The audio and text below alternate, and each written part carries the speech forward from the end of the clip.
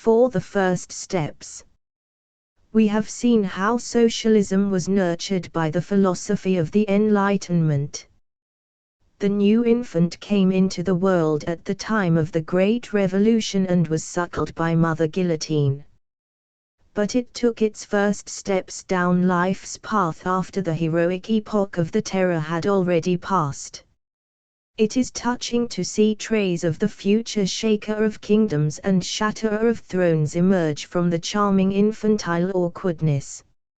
In 1796, after Robespierre's fall and during the rule of the Directoire, a secret society was founded in Paris. It planned a political coup and worked out a program for a future socialist organization of the nation. The society was headed by the Secret Directory of Public Salvation, which relied on a network of agents. Among its leading members were Philippe Bonarroti and François Emile, who later called himself Caius Gracchus, Babeuf. A military committee was created to prepare for the uprising. The conspirators hoped for the support of the army. According to their calculations, 17,000 men would come to their active aid. After an informer's tip, the leaders of the conspiracy were arrested. 2 of them, including Babeuf, were exiled. When he returned from exile, Bonarroti continued to propagandize his views.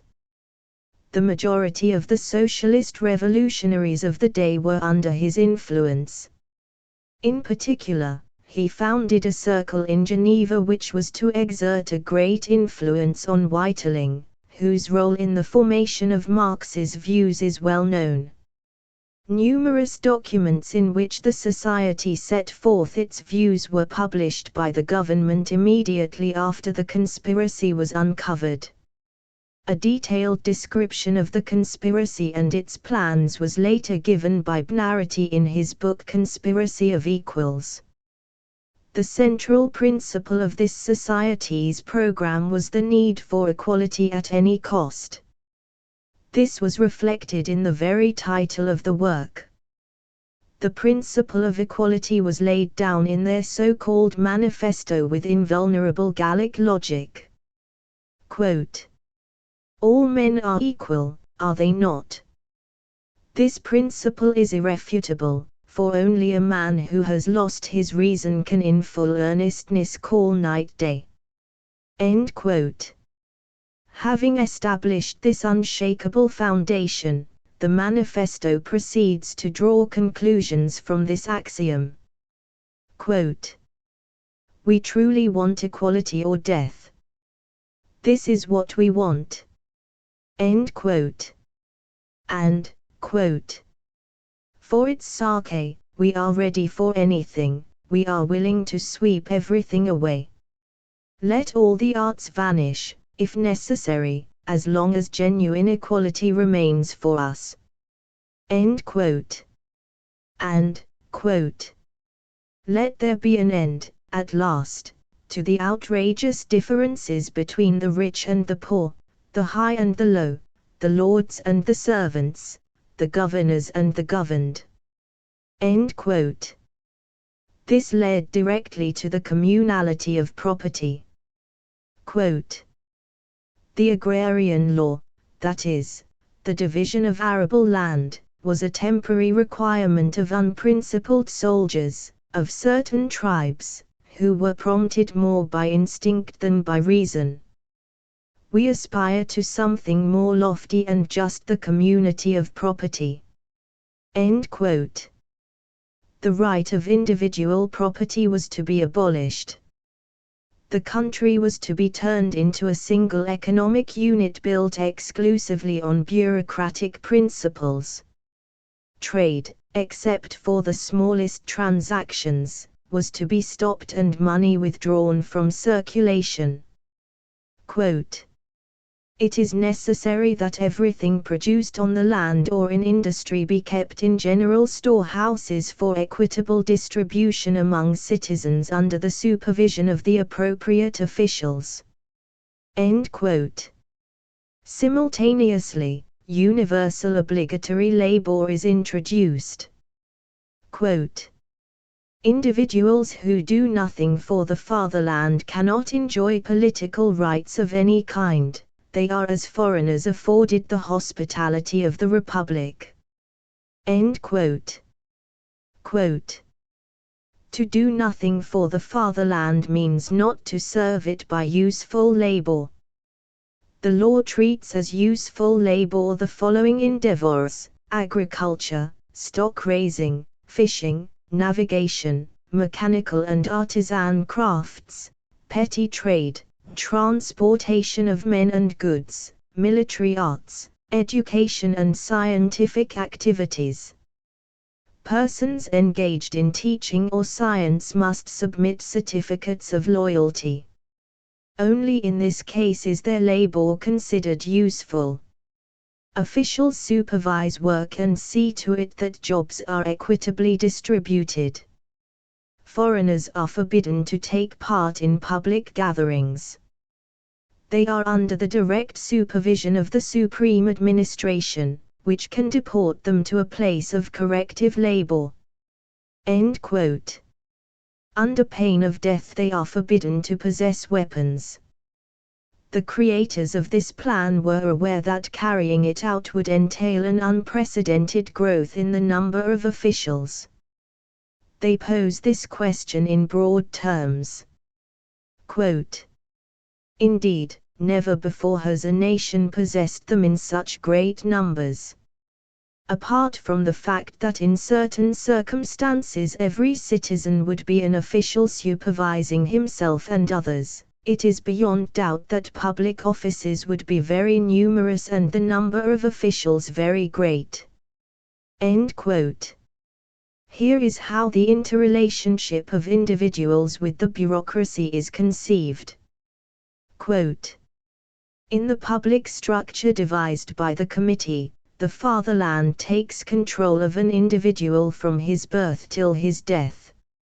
End quote. The authorities begin by educating the child.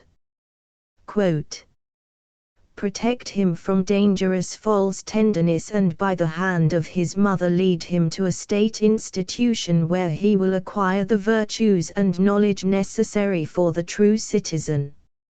End quote. Youths are transferred from state schools to military camps. Only later, under the guidance of officials, do they undertake so-called useful labor. Quote, the municipal administration is to be kept constantly aware of the position of the working people of every class and of the assignments they are fulfilling. It is to inform the supreme administration in this regard. End quote. And quote, the supreme administration will sentence to forced labor persons of either sex who set society a bad example by absence of civic mindedness, by idleness, a luxurious way of life, licentiousness. End quote. This punishment is described lovingly and in great detail. Quote, the islands of Marguerite and Honor, the Highs, Oleron and Rhe are to be turned into places of corrective labor, where foreigners who are suspicious and persons arrested for addressing proclamations to the French people will be sent. There will be no access to these islands. They will be administered by an organization directly subordinate to the government. End quote. After these dark pictures, the section called Freedom of the Press is a positive joy. Quote, it will be necessary to devise means by which all the assistance that can be expected of the press can be extracted from it, without the risk of once again endangering the justice of equality and the rights of the people or of abandoning the Republic to interminable and fatal discussions. End quote. The means turn out to very simple. Quote, no one will be allowed to utter views that are in direct contradiction to the sacred principles of equality and the sovereignty of the people. The publication of any work having a pseudo-critical character is forbidden. All works are to be printed and disseminated only if the guardians of the will of the nation consider that its publication may benefit the Republic." End quote. One cannot but admire how the creators of this system managed to concern themselves with the slightest need of the citizen of the future Republic. Quote, "In every commune, public meals will be taken, with compulsory attendance for all community members. A member of the national community will be able to obtain his daily ration only in the district of his residence, except when he is traveling with the permission of the administration." End quote.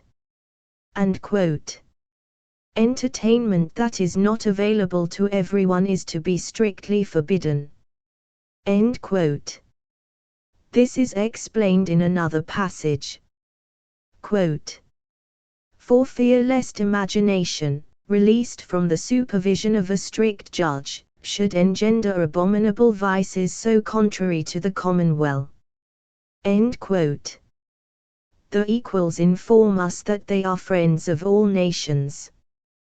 But temporarily, after their victory, France is to be stringently isolated. Quote, "Until other nations would adhere to the political principles of France, no close contacts with them can be maintained. Until then, France will only see a menace for herself in their customs, institutions and, especially, their governments." End quote. It appears that there was disagreement among equals over one question. Pnarity felt that a divine principle and immortality of the soul should be recognized, since for a society, quote, "It is essential that citizens recognize an infallible judge of their secret thoughts and acts, which cannot be persecuted by law, and that they should believe that a natural result of faithfulness to humanity and the fatherland will be eternal bliss." End quote. And quote, "All so-called revelation ought to be banished by law, together with maladies the germs of which ought to be gradually eradicated. Until that occurs, all were to be free to give vent to whims, so long as the social structure, universal brotherhood and the force of the law would not be disrupted." End quote.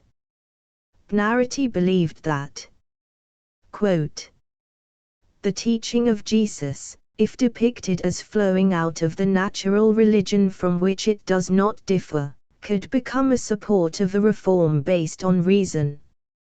End quote. But Babeuf held a more narrow view. Quote, "I attack relentlessly the main idol, until now venerated and feared by our philosophers, who dared to attack only his retinue and surroundings. Christ was neither a sans-culotte nor an honest Jacobin nor a wise man nor a moralist nor a philosopher nor a legislator." End quote. Academician V.P. Volgin, an eminent specialist on the literature of utopian socialism, notes the important innovation introduced by Babeuf and the equals in comparison with other socialist thinkers. While predecessors like Moore, Campanella and Morelli focused on a picture of a fully formed socialist community, Babeuf pondered the problems of the transitional period as well, suggesting methods for establishing and strengthening the newly born socialist system. Indeed, the records of the equals yield much that is fascinating and instructive in this connection. It goes without saying that in an already established socialist society, legislative power is to be entirely in the hands of the people. In all districts, so-called assemblies of popular sovereignty are created, each is made up of all the citizens of a given district.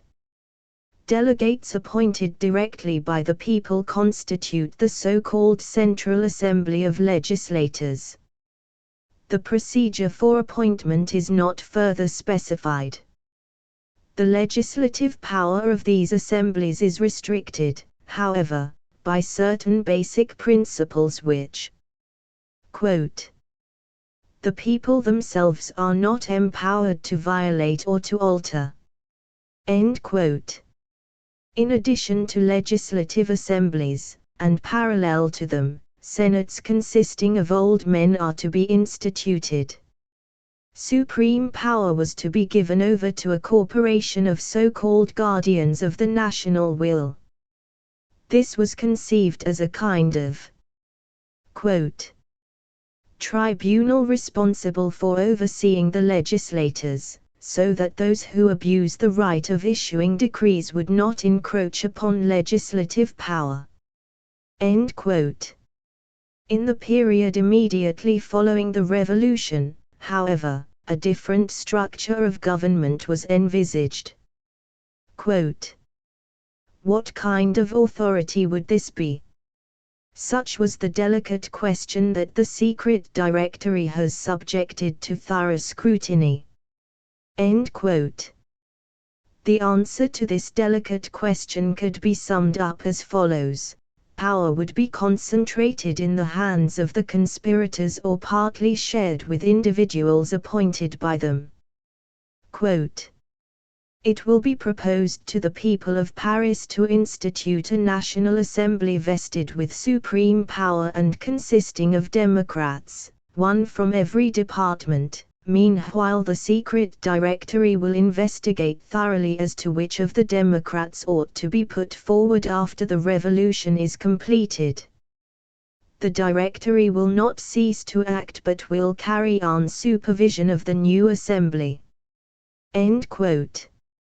After prolonged hesitation, the conspirators almost made up their minds to, quote, ask the people for a decree which would entrust the legislative initiative and the implementation of laws to them alone. End quote. In the section entitled In the Initial Stage of Reform, the agencies must be entrusted only to revolutionaries, we read, quote, a true republic should be founded only by those selfless friends of humanity and the fatherland whose wisdom and courage exceed the wisdom and courage of their contemporaries. End quote. Therefore, a committee composed of these so-called selfless friends of humanity would see to it that, quote, public institutions consisting solely of the best revolutionaries, end quote, should have only a very gradual change of personnel. In more concrete terms, 68 deputies chosen from among those serving in the convention of the day were designated by the committee to be left in place. To these were to be added another 100 deputies, quote, selected by us jointly with the people. End quote. Beginning with the first day of the revolution, economic reforms were to be undertaken, as set forth in their economic decree. How good to learn that implementation was to be on a purely voluntary basis.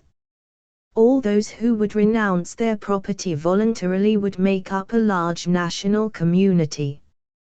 But everyone would retain the right not to join this community.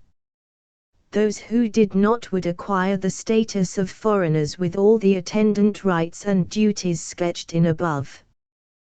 The economic position of foreigners is defined in the decree on taxation, which contains, among other points, such things as 1. The sole taxpayers are the individuals who do not join the community. 4. The sum of tax payments in each current year is twice the amount of the preceding year. 6.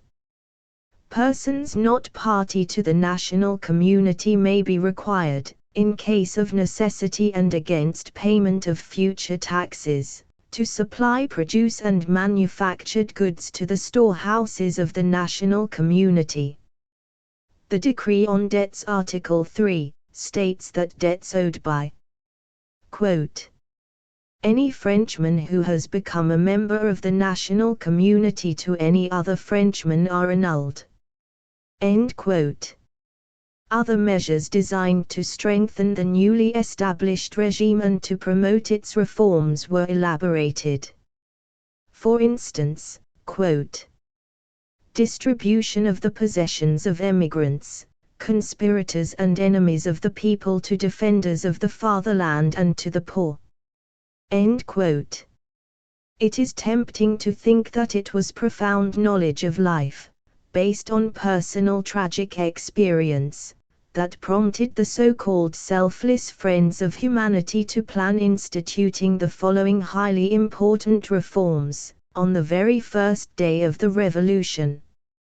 Quote, objects belonging to the people, and in hoc will be immediately returned without charge. On completion of the uprising, indigent citizens now residing in poor lodgings will not return to their habitual abodes. They will be immediately installed in the houses of the conspirators. End quote. The reader should note that the participants in the so-called conspiracy of equals used the term conspirator not to refer to themselves but rather to the government and to representatives of hostile classes. Unfortunately, the disciples of the Age of Reason did not leave a more detailed account of this operation. Had the economy of the time attained so high a level that the number of indigent citizens no longer surpassed that of the so-called conspirators? Or, if the lodgings of the conspirators would not suffice to accommodate all the indigent, in what way would the lucky new owners of apartments be chosen? The documents of the conspiracy of equals are of little help on these points *, but we learn some other interesting details. Quote, the furniture of the above-mentioned rich will be confiscated as necessary for the adequate furnishing of the dwellings of the sans-culottes. End quote. Finally, terror was envisaged as one of the measures of strengthening the regime. The tribunals which had acted during the Jacobin terror until the 9th of Thermidor, 1794, were to be restored. And, quote, on pain of being held outside the law, return to prison all persons who were held there until the 9th of Thermidor of year 2, if they have not complied with the call to limit themselves to the necessities for the benefit of the people. End quote. And quote, any resistance must be immediately suppressed by force, the persons involved are to be exterminated.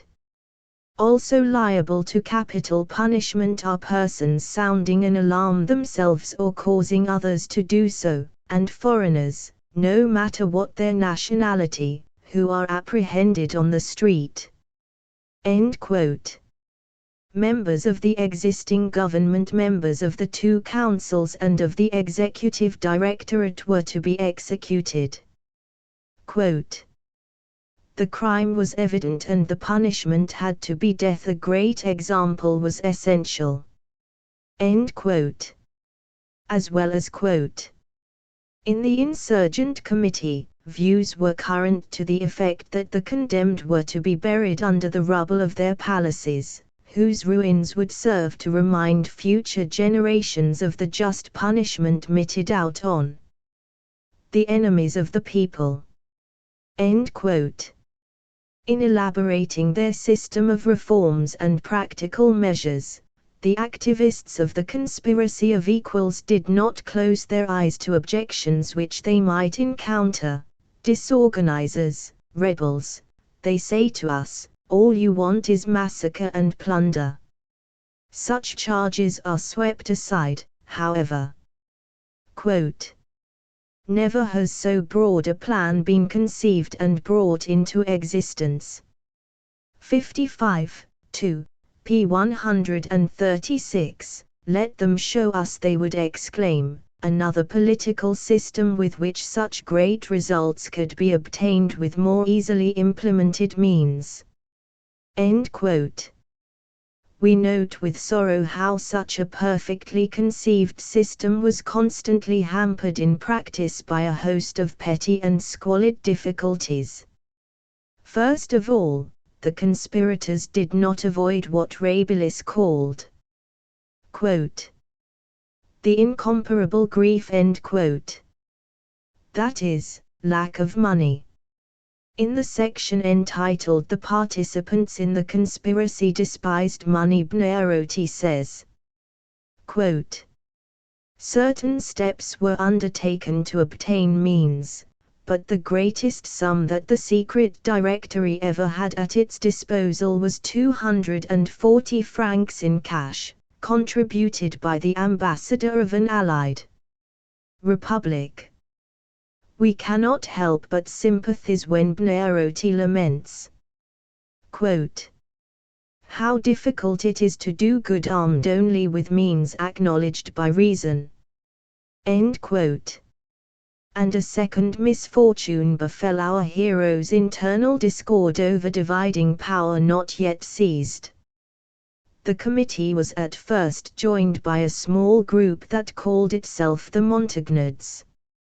But soon, quote, the committee was informed that they had secretly undertaken maneuvers to get around the conditions which had been agreed upon so as to guarantee that supreme power in the Republic would be in the Montagnards' hands. The committee was so thoroughly convinced they could do no good that it considered the slightest movement which gave them any power to be an unforgivable crime. End quote. And finally, a third misfortune: the committee turned out to be under the influence of an agent provocateur. Grisel, a member of the military committee, quote, hurried his trusting colleagues along, overcame obstacles, suggested new measures, and never forgot to encourage those around him with exaggerated pictures of the loyalty of the Grenelle Democratic camp. End quote.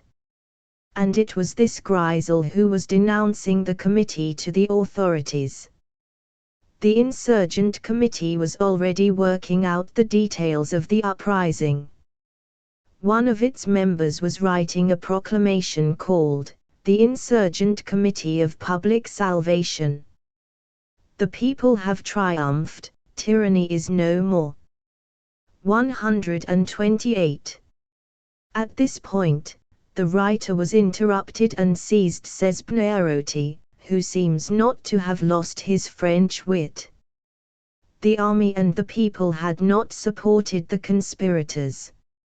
Quote, the standing army, with weapons in hand, helped the campaign against democracy, while the population of Paris, persuaded that those arrested were thieves, remained a passive witness. End quote. The circumstances of this astonishing episode prompted us to resort to a form of presentation that perhaps seems out of place in our narrative. But this dissonance reflects a curious objective property of the phenomenon under study. At the moment of their inception, socialist movements often strike one by their helplessness, their isolation from reality, their naively adventuristic character, and their comic, Gogolian features, as Berdyaev put it. One gets the impression that these hopeless failures haven't a chance of success, and that in fact they do everything in their power to compromise the ideas they are proclaiming. However, they are merely biding their time. At some point, almost unexpectedly, these ideas find a broad popular reception, and become the forces that determine the course of history, while the leaders of these movements come to rule the destiny of nations. In this way a frightened Muntzer climbed over the Allstadt city wall, having deceived his supporters, only to become, soon thereafter, one of the leading figures in the peasant war which shook Germany. It would seem that there was no contradiction when Dostoevsky peopled his novel The Possessed with 3.5 nihilists incapable of making a serious disturbance in a provincial town, while at the same time predicting an imminent revolution that would carry away 100 million lives.